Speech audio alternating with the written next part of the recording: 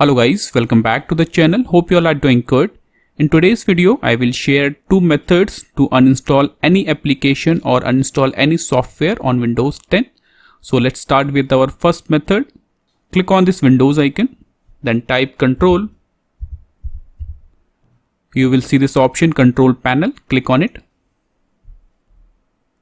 Now in the View By section, select Small Icons. After that, click on this option Program and Features,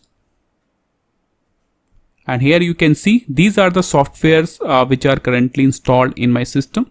So to uninstall any application or any software, you have to just click on the software, right click on the software, then click on Uninstall,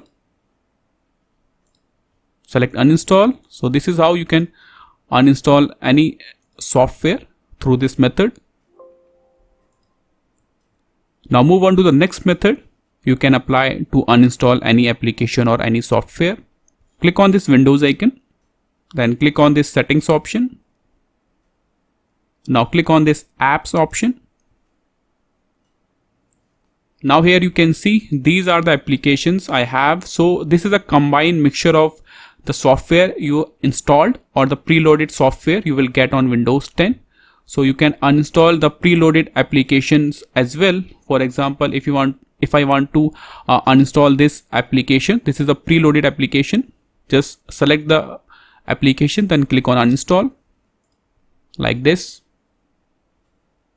So as you can see, these are the preloaded applications you will get on Windows 10, and these applications which I installed.